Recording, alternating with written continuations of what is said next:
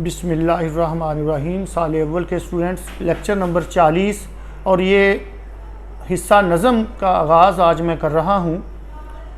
حصہ نظم انشائیہ پیپر کا جو پہلا سوال ہوگا اس کا پہلا جز جو ہے وہ نظم کے اشعار کی تشریح پہ مشتمل ہوگا، جس میں 2 شعر ہوں گے۔ تشریح آپ نے جو ہے وہ اکٹھی کرنی ہوگی، یا پھر ایک بند ہوگا اس کا، وہ بھی 4 مصروں کا ہی ہوگا۔ تو آپ نے اس کا اکٹھا ہی مفہوم لکھنا، اکٹھی تشریح کرنی ہے، اس میں الگ الگ اشعار کی تشریح نہیں آپ کریں گے۔ یہ پہلے بھی کسی لیکچر میں یہ بات وضاحت اس کی کر چکا ہوں۔ تو حمد کی تشریح شروع کرنے سے پہلے امیر مینائی کا تھوڑا سا تعارف۔ امیر احمد امیر مینائی اردو کی کلاسیکی روایت کے آخری دور کے شاعر، داغ دہلوی کے ہم اثر شاعر ہیں۔ اردو غزل، مثنوی، قصیدہ، حمد و نعت کے نامور شعراء میں ان کا تذکرہ ہوتا ہے۔ ان کا حمدیہ کلام پرتاثیر ہے۔ یہ بڑے قادر الکلام اور پرگو شاعر تھے، اور اپنے زمانے میں اور آنے والے زمانے میں ان کا حمدیہ اور نعتیہ کلام جو ہے آج تک اپنی تاثیر جو ہے وہ قائم رکھے ہوئے ہے۔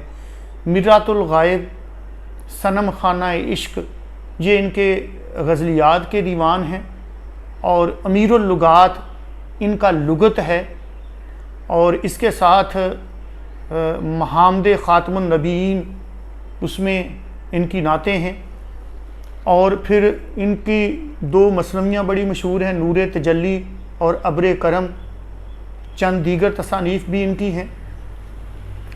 یہ امیر مینائی جو ہیں اس وجہ سے کہلائے کہ لکھنؤ کے جو بزرگ مخدوم شاہ مینا، جو بہت نامور بزرگ ہوئے ہیں، آج بھی ان کا وہاں دربار موجود ہے، ان کے خاندان سے ان کی نسبت تھی، اس وجہ سے یہ امیر مینائی کہلائے۔ بڑا مشہور شعر ہے ان کا، خنجر چلے کسی پہ تڑپتے ہیں ہم امیر، سارے جہاں کا درد ہمارے جگر میں ہے، ان کو آتا ہے پیار پہ غصہ، ہم کو غصے پہ پیار آتا ہے۔ تو اس طرح کی شاعری ان کی جو ہے۔ اب ہم آتے ہیں ان کے حمدیہ کلام کی طرف، جو ہمارے نصاب کا حصہ ہے۔ دوسرا کون ہے جہاں تو ہے، کون جانے تجھے کہاں تو ہے، لاکھ پردوں میں تو ہے بے پردہ، 100 نشانوں پہ بے نشان تو ہے۔ اے خدائے بزرگ و برتر، جو تیرا مقام ہے وہ کسی اور کو حاصل نہیں،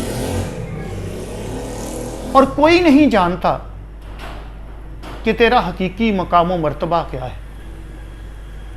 تیری ذات لاکھ پردوں میں چھپ کر بھی بے پردہ ہے، ظاہر ہے، اور تیری سینکڑوں نشانیاں ہونے کے باوجود تیرا نشان نہیں ملتا، ظاہری آنکھ سے تجھے دیکھ کوئی نہیں سکتا۔ تو آپ نے مفہوم جو ہے وہ اکٹھا لکھنا ہے، جو زیادہ سے زیادہ 2 سطروں پہ مشتمل ہو، جامع انداز میں لکھنا ہے۔ پھر اس کے بعد تشریح کا آغاز کرنا ہے، اور تشریح کے آغاز میں امیر مینائی کے کلام اور ان کی تصانیف کا اردو ادب میں ان کے مقام و مرتبے کا تھوڑا سا تذکرہ کرنا ہے، جو چند سطور پہ مشتمل ہو، یہ طویل نہیں ہونا چاہیے۔ پھر اس کے بعد تشریح کی طرف آنا ہے، اور تشریح جوابی کاپی کے کم و بیش 1.5 سے 2 صفحات پر مشتمل ہو، کیونکہ اس کے باقاعدہ 8 نمبر ہیں تشریح کے، کیونکہ 1 نمبر شاعر کے نام کا اور 1 نظم کے عنوان کا، اور شاعر کا نام بھی صحیح لکھنا ہے، امیر مینائی پورا لکھنا ہے۔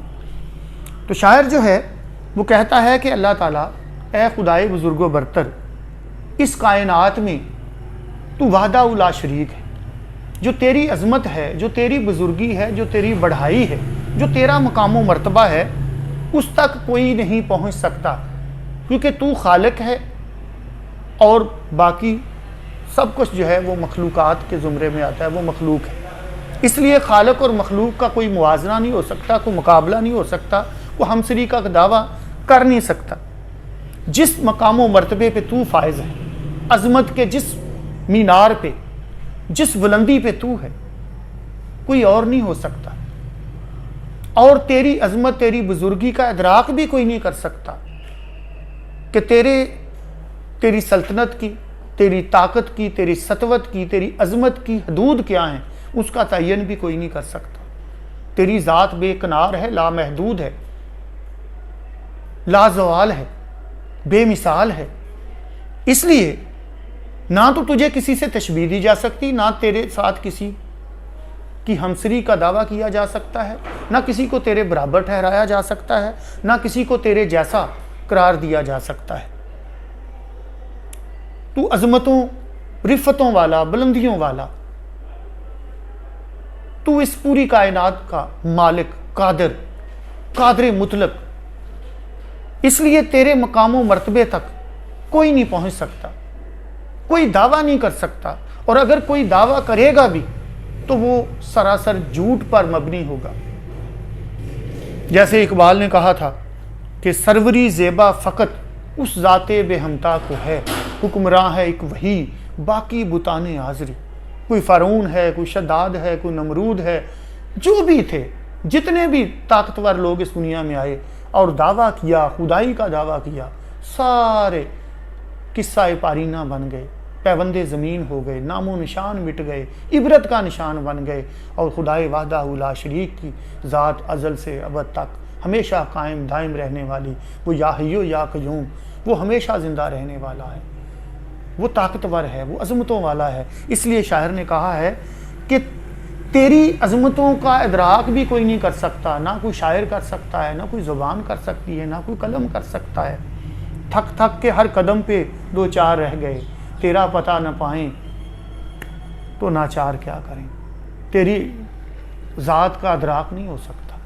پھر کہتا ہے لاکھ پردوں میں تو ہے بے پردہ۔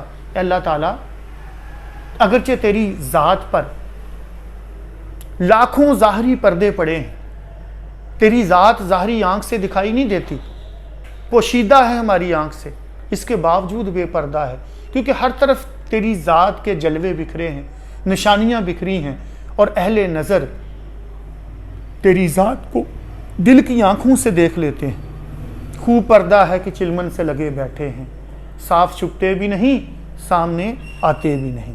اور کسی نے کہا نا تیرے ہی جلوے ہیں چاروں طرف، ہزاروں نشان ہیں ہزاروں طرف، آنکھ والو دیکھ لو ہر طرف اس کے نشان، خود کو ہر ایک چیز میں جلوہ گر اس نے کیا۔